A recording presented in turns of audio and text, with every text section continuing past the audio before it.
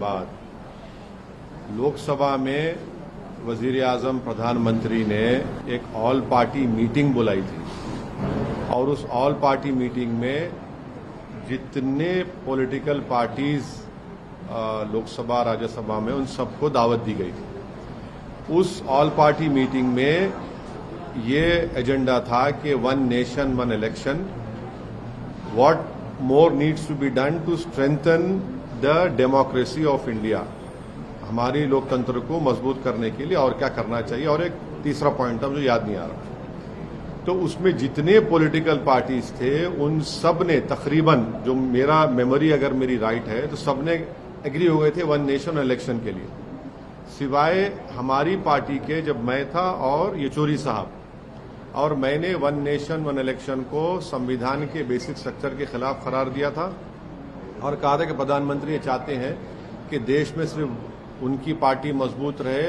और कमजोर कांग्रेस रहे और बाकी सब पार्टियां खत्म हो जाए। तो काफी प्रधानमंत्री मेरे उस बोलने पर उनका चेहरा बता रहा था, वो बड़े नाराज हो गए थे। उसके बाद मैंने इस बात को कहा था कि आप एक नई लोकसभा बनाइए, इसलिए कि जो मौजूदा लोकसभा है वो अगर पार्लियामेंट में अगर किसी बिल पर डिबेट हो रही है या प्रेसिडेंट मोशन पर डिबेट होती है, नो कॉन्फिडेंस होता है, तो बिल्कुल ऐसा लगता है कि आप माने एक चौको ब्लॉक यानी बहुत ही इनकन्वीनियंस हुआ था उसमें, और उसमें सहूलियत भी नहीं। तो खैर प्रधानमंत्री जो अपना जवाब दिया वो बड़े नाराज हुए मेरे उस बोलने पर कि ओवैसी ने वन नेशन इलेक्शन के खिलाफ उसने कहा, और उन्होंने मिसालें दी। ओडिशा में पटनायक साहब जीते विधानसभा, हम लोकसभा जीते, जगन दोनों जीत गए। फिर बाद में प्रधानमंत्री ने कहा कि हाँ हम सोचेंगे, वो रिकॉर्ड वो मिनट्स होंगे लोकसभा में गवर्नमेंट के पास, वो आप देख सकते हैं अगर वो दिए तो। उन्होंने कहा कि हाँ मैं देखता हूं कि नई पार्लियामेंट बनाना नहीं बनाना। तो पहली पॉइंट तो ये है कि नई पार्लियामेंट की जरूरत है, इससे कोई इनकार नहीं कर सकता। दूसरा ये कि जब मीरा कुमारी साहिबा लोकसभा की स्पीकर थी तो उन्होंने एक प्रपोजल मूव किया था कि नई लोकसभा बनना चाहिए। उसके बाद उन पर यूपीए में कुछ कॉन्फ्लिक्ट हुआ, वो प्रपोजल ड्रॉप हो गया। तीसरी बात यह है कि मौजूदा जो पार्लियामेंट की बिल्डिंग है उसको फायर सर्विसेज से क्लियरेंस नहीं है, उसमें कोई क्लियरेंस नहीं है। अगर आग लग गई तो उसका क्लियरेंस नहीं है। आप लोग मीडिया के लोग तो सिर्फ सेंट्रल हॉल में कभी आते थे, वो भी मोदी साहब ने सेंट्रल हॉल में आपका आना भी बंद कर दिया। मगर अगर आप ऊपर जाएंगे तो मुझे अच्छी तरह याद है कि 2012 या 13 में लेट मुलायम सिंह यादव साहब जब अपनी पार्टी के ऑफिस में खाना खा रहे थे तो एक बिल्डिंग का एक हिस्सा उनके आकर उनके टेबल बाजू गिरा। तो ये नई लोकसभा की जरूरत है, इसमें कोई डिनाई नहीं कर सकता। अब हमारा जो पार्टी का ऑब्जेक्शन है वो ये है कि लोकसभा में ये theory of separation of powers Bharat के संविधान के बेसिक स्ट्रक्चर का हिस्सा है, और theory of separation of powers में एग्जीक्यूटिव इंडिपेंडेंट रहेगा, लेजिस्लेचर इंडिपेंडेंट रहेगा, जुडिशरी इंडिपेंडेंट रहेगी। हम शुरू से इस बात को कह रहे हैं कि प्रधानमंत्री वजीर आजम ने जब जाकर इसका फाउंडेशन स्टोन डाला, उस वक्त भी मैंने कहा कि ये एग्जीक्यूटिव का गैर जरूरी इंटरफियरेंस हो रहा है लेजिस्लेचर में, उनको नहीं करना चाहिए था फाउंडेशन स्टोन में। जब नेशनल एम्बलम का इनॉग्रेशन हुआ उस वक्त भी वजीर आजम और प्रधानमंत्री मोदी पहुंच गए, स्पीकर साहब पीछे खड़े हैं, उस वक्त भी मैंने ऑन रिकॉर्ड कहा था गलत हो रहा है। आज भी मैं कह रहा हूं कि इसका इनॉग्रेशन प्रधानमंत्री को नहीं करना चाहिए, क्योंकि ये theory of separation of powers का वायलेशन है। लेजिस्लेचर इंडिपेंडेंट है, पार्लियामेंट इंडिपेंडेंट है एग्जीक्यूटिव से जो प्रधानमंत्री है, पार्लियामेंट इंडिपेंडेंट है जुडिशरी से जो सीजीआई हेड करते उसको।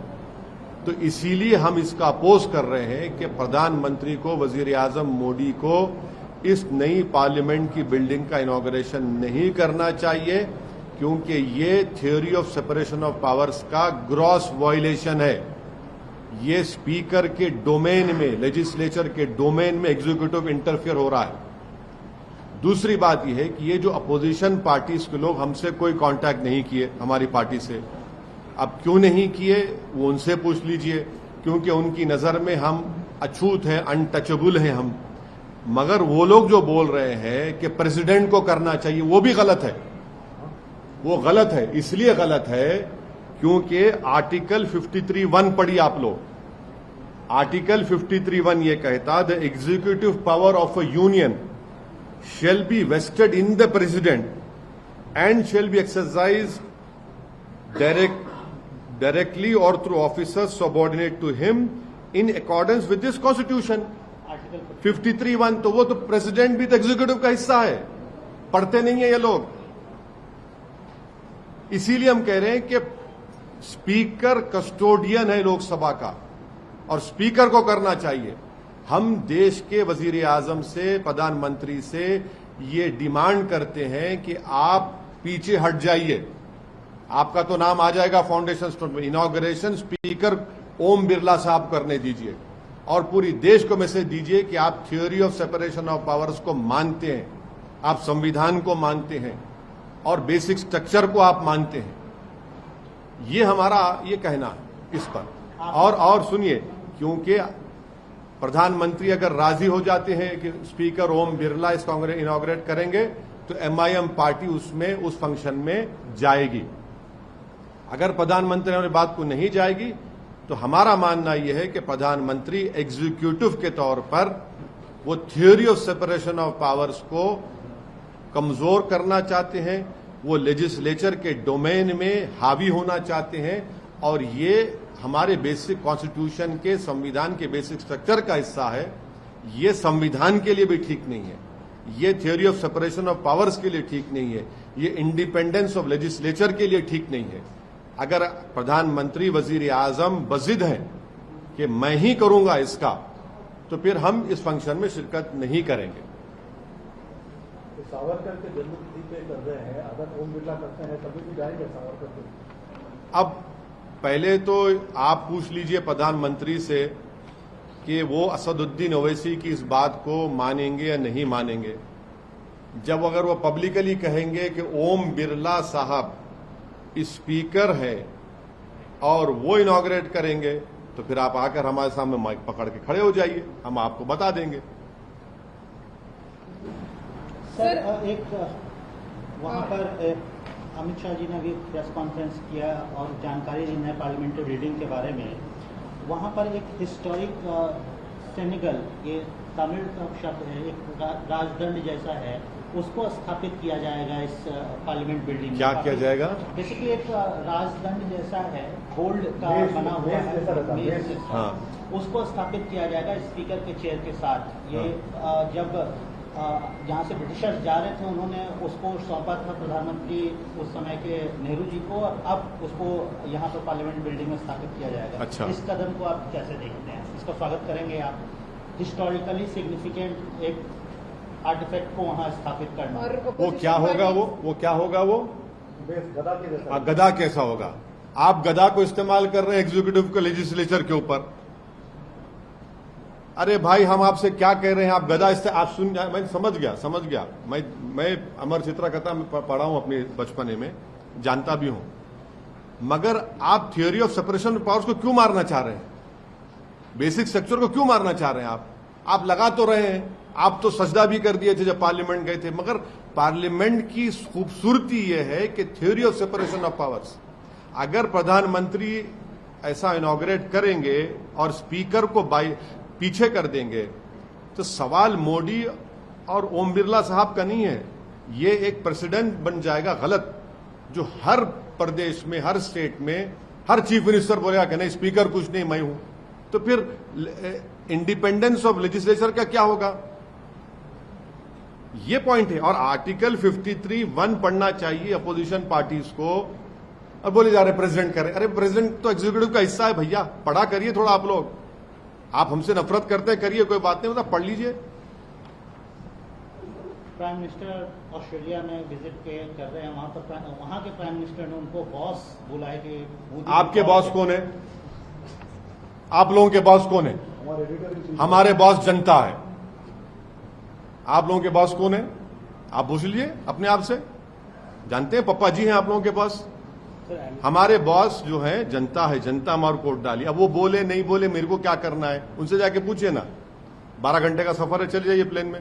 सर, एमनेस्टी इंडिया ने कर्नाटक गवर्नमेंट से कहा है कि हिजाब बैन पर जो रोक हम शुरू से इस बात का डिमांड कर रहे हैं कि हिजाब बैन अनकॉन्स्टिट्यूशनल है, जो बीजेपी की सरकार ने किया था। वो आर्टिकल 29 राइट टू कल्चर का ब्लेटेंट वायलेशन है, ग्रॉस वायलेशन है। ये हम शुरू से कह रहे हैं। कोई क्या कहता है नहीं कहता हमको मतलब नहीं। हमारा कंसिस्टेंट स्टैंड ये है कि राइट टू कल्चर एक अनफेटेड फंडामेंटल राइट है संविधान में, और मुझे उसका प्रोटेक्शन हासिल है। वो अनकॉन्स्टिट्यूशनल है, उस बैन को जाना चाहिए। सुप्रीम कोर्ट में भी जब ये 2 जजेस बेंच के पास गया तो 2 जजेस ने डिफरिंग ओपिनियन दिया, और एक फेवर में जो जजमेंट आया तो उन्होंने यही बात कही है। और आप कैसे रोकेंगे किसी को कपड़ा क्या पहने? कर्नाटक कांग्रेस को बोलेंगे सर इसको बैन? मैं जो शुरू से बोल रहा हूं उनको बोलने की क्या जरूरत है? जो संविधान पर हल ओथ लिए हैं उनको संविधान का पास लिहाज रखना चाहिए। कर्नाटक में नई कांग्रेस सरकार ने 5 अपने जो चुनाव के पहले के वादे थे उसको पूरा कर दिया, लेकिन बजरंग दल के ऊपर खामोश है बैन के ऊपर। आपने पहले भी सवाल उठाया था। नहीं, अभी तो हनीमून पीरियड चल रहा है। इब्तिदाई इश्क देखिए आगे होता है कि अभी छोड़िए ना, इतने जल्दी उन लोगों को आप क्यों बोलेंगे? अभी तो शुरुआत हुई है उन लोगों की, अभी तो आगे जाना है। थोड़ा टाइम दीजिए उन लोगों को, उसके बाद फिर ये सब सवालात आपके वाजबी हैं, जनता देखेगी। मगर अभी इतनी जल्दी क्यों? नई सरकार बनी है, उनको टाइम दीजिए। ये जो न्यू पार्लियामेंट बिल्डिंग है और ये जो सिंबल जो लगाने की बात कर रही है, अपोजिशन पार्टीज कह रही है कि ये एक कम्युनल डिवाइड करने की कोशिश कर रही है बीजेपी। आप कैसे देखते हैं? क्या ये कम्युनल डिवाइड की तरह आप देखते हैं इसको? कम्युनिटीज को डिवाइड करने की तरह देखते हैं? मैं ये बोलूंगा कि जो भारत का संविधान बन गया था और भारत के संविधान बनने के बाद उस किताब पर बड़े बड़े लोगों ने साइन की, जिसको हम अंग्रेजी में कहते हैं हमारे फोर फादर्स। उस संविधान की किताब में भारत की हिस्ट्री में जो लोगों ने बड़ा रोल अदा किया उन सब की फोटो है, जिसमें राम सीता की भी है, गौतम बुद्ध की है, महावीर की भी है, गुरु नानक जी की है, और उसमें बादशाह अकबर की भी है, झांसी रानी की भी है, और टीपू सुल्तान रहमतुल्लाह अलैह की भी है।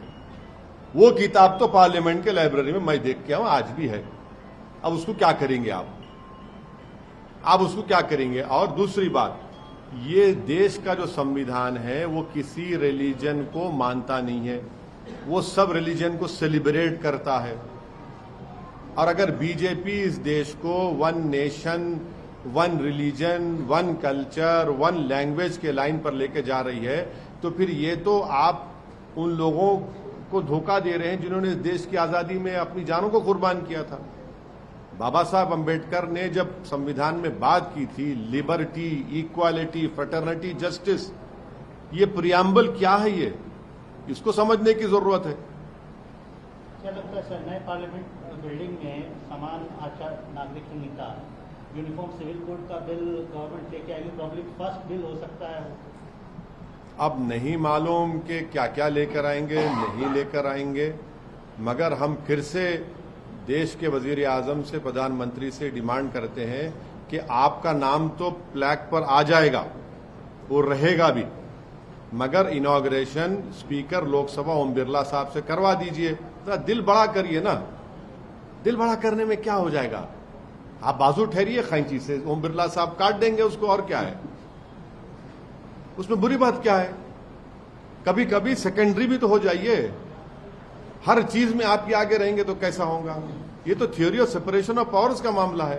हाँ, आपकी पार्टी है, अलग बात है, एग्जीक्यूटिव का फंक्शन है, बिल्कुल आप प्राइम मिनिस्टर हैं, मगर ये तो लोकसभा है, लेजिस्लेचर है, ये तो बेसिक स्ट्रक्चर का हिस्सा है।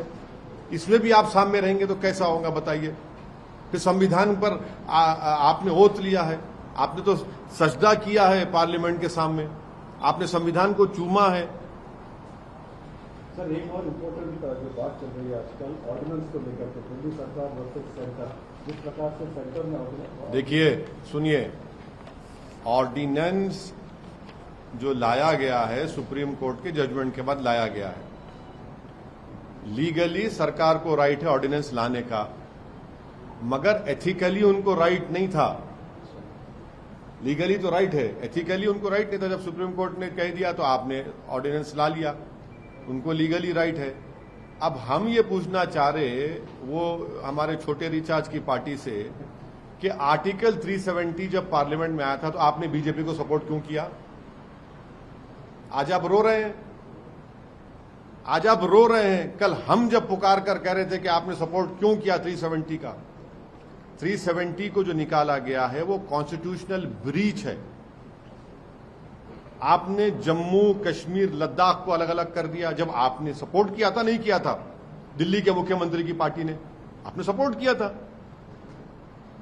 तो उनको बीजेपी को मौका मिल गया ये करने का। अब ये लंबा चलेगा। अब पार्लियामेंट शुरू, अब देखिए अब सुप्रीम कोर्ट खुलेगा, छुट्टियां शुरू होंगी, वहां पर जाएगा मसला ये, तो सरकार की तरफ से बोला जाएगा कि हम मानसून सेशन में बिल ला रहे। अब बिल आएगा, बिल में बीजेपी की ब्रूट मेजोरिटी है, बिल आ जाएगा, फिर सुप्रीम कोर्ट जाइए, चलिए जंग चलिए, वहां चलते रहेगी।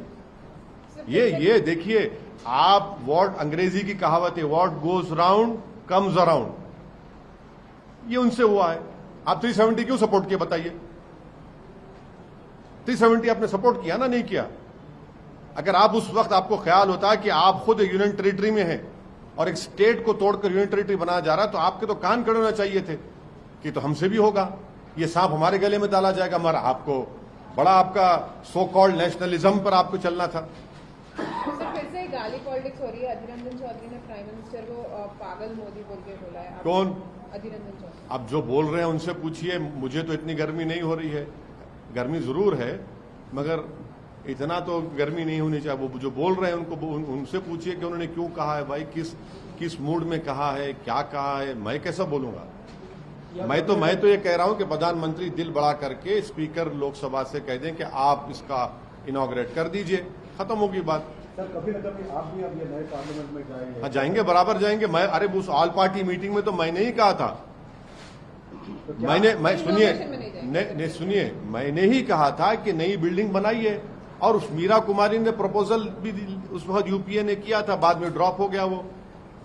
बिल्कुल मैं कह रहा हूं नई पार्लियामेंट की बिल्डिंग की जरूरत है। आप लोग अंदर देखते नहीं है हम लोग कैसा बैठते हैं, कितनी मुश्किल होती है जब पूरे अगर 450 500 छोड़िए, अगर 450 मेंबर बैठे, कितना मुश्किल होता है जाना निकलने के लिए। तो नए पार्लियामेंट में गए सर, आप देखे कैसी बिल्डिंग है? नहीं, ये ना थी हमारी किस्मत, नहीं कि प्रधानमंत्री चले गए, वो खुद देखे हैं। फाउंडेशन स्टोन से लेके, एम्बलम से लेके, नई बिल्डिंग में जाकर आपने दबा दबा कर फोटो ली, आपने पूरा एक आधा घंटे का प्रोग्राम कर दिया आपने। तो हमारे को भी लिख जाते तो अब जाना तो पड़ेगा। कोई पुरानी मेमोरी सर, पुराने पार्लियामेंट बिल्डिंग की क्या ये देखिए ये राजनीति में मेमोरीज काम नहीं करते। ये सब उस वक्त जवानी में जो आप होते तो अच्छा लगता है। ये राजनीति में आप हैं, आपको काम करने के लिए जा रहे हैं, आप मेमोरीज के लिए नहीं जाते। आपके ऊपर एक बहुत बड़ी जिम्मेदारी होती है कि आप उस रिस्पॉन्सिबिलिटी को डिस्चार्ज करें जो जनता ने आप पर दी है। ये मैं देख मेमोरी क्या मेमोरी काम करना है यार। पब्लिक धूप में खड़े के वोट डालती है, गरीब लोग वोट डालते हैं, उनके लिए काम करेंगे। पर्सनल कहां जाता है इसमें, कहां पर्सनल मेमोरीज है? मेरे से 56 लोग आकर गए और आकर चले जाएंगे, मगर मुझे अवाम ने मुंतखब किया है, मेरा काम है काम करना, आप मेमोरीज करना। अरे भाई मेमोरीज से सवाल नहीं है, सवाल यह है कि आप वहां जाकर सरकार को झिझोड़े, बोले, खुलकर बोले, उनकी गलतियों को दोहराएं।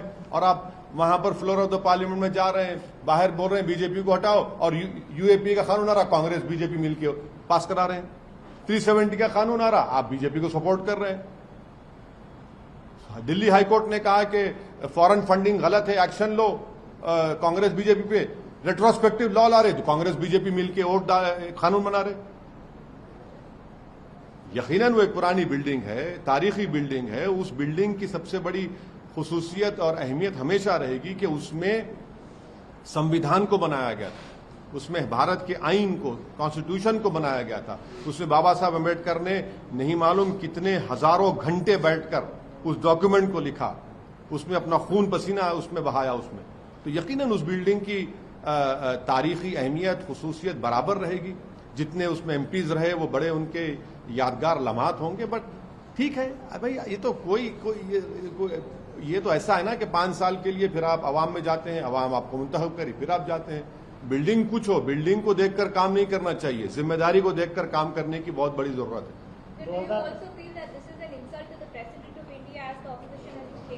No, I am of the opinion that what the opposition parties, the so-called opposition parties, the so-called secular parties, who in their view I am an untouchable, political untouchable, they are saying president, but they forget, they are talking about Article 79. I am talking about Article 53(1), which says the executive power of a union shall be vested in the president and shall be exercised directly or through officers subordinate to him in accordance with this constitution.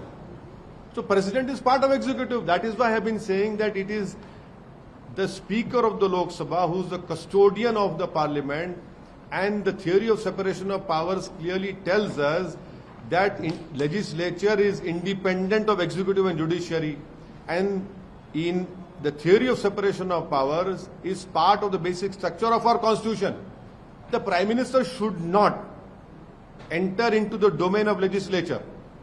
The judiciary cannot enter into domain of legislature, and vice versa, legislature cannot enter into domain of executive or the judiciary. That is part of the basic structure of the constitution. So I still hope that the Prime Minister of this country would show his large-heartedness, will show his love for the constitution. As a true constitutionalist, if he is, then he should allow the Lok Sabha Speaker to inaugurate the new parliament. And if he does, then of course MIM will be there.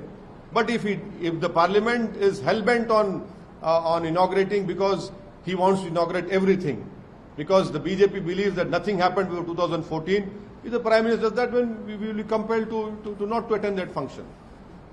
But please remember that in 2019, the first all-party meeting which was held after the Lok Sabha results had come out, I had demanded that a new parliament building should come up, and I'm sure that the Lok Sabha or the Prime Minister office must be having those minutes. I had raised this issue. Sir, यहाँ पे भी अब election होने वाले, आप भी ताबड़तोड़ inauguration कर रहे हैं, जा रहे हैं, हाँ। तो क्या MIM शुरू कर दिया यहाँ का? देखिए, इलेक्शन के लिए तैयारी करना ये MIM की फितरत में नहीं है। अवाम की खिदमत करना 24 घंटे ये MIM की मिजाज में है, ये MIM की सोच में, MIM की फितरत है। इसीलिए कोई पॉलिटिकल पार्टी का दफ्तर इतना बड़ा नहीं है दारुस्सलाम की तरह, जहां पर हफ्ते में 6 दिन बगैर किसी की रोक टोक के 6-7 MLAs, 1 MP, 2 MLC, पूरे कॉरपोरेटर्स MIM के मेंबर बैठे रहते, अवाम की खिदमत के लिए। जनता आती यहां पर, जनता दरबार में अपना काम करा के जाती। तो इलेक्शन की तैयारी वो पार्टी करते हैं जो 4.5 साल सोते रहते हैं, अवाम की खिदमत नहीं करते, और इलेक्शन से 6 महीने पहले, जैसा हम उर्दू में हैदराबाद में बोलते बासी कड़ी को उबाल आ गया, तो उस तरह के काम करते। हम लोग 5 साल दबा के देख को गर्म रखते। अब उसमें कभी क्या क्या पकता अलग बात है, बट हम लोग कंसिस्टेंटली अवाम के दरमियान में रहते हैं, और ये हमारे लिए नई बात नहीं है। ये इस रिवायत को, इस रिवाज को, इस स्टाइल को, इस पॉलिटिकल खिदमत के तरीके को हमारे लेट सालार सुल्तान सलाहुद्दीन ओवैसी रहमतुल्लाह अलैह ने शुरू किया था। ये जारी रहेगा, ये हमारा काम करने का तरीका है। वो दूसरे पॉलिटिकल पार्टी जो है 4.5 साल सोते और हैदराबाद में बोलते मैले आंखा लेके ऐसा आंखा मल के उठते, और इलेक्शन आ रहा चलो भागना है, तो ऐसा नहीं होता। हम लोग कंसिस्टेंटली काम करते, अवाम में रहते, और ये अवाम देखती हैदराबाद की, इसीलिए हमको वोट डालती, कामयाब करती। अब मजलिस के जो मुखालिफिन है वो कई इल्जामात लगाते, हमको उसकी फिक्र नहीं है, हम अपना काम करते। बोलते ना, our work is our identity, ये MIM का असल काम करने का तरीका। कितनी सीटों पे कोई अभी तो वो बात आपको चुनाव का जब इलेक्शन कमीशन आएगा, अपना डेट्स बोलेंगे, अक्टूबर नवंबर में होंगे, शायद जब भी होंगे, देखेंगे जब बोलेंगे आप।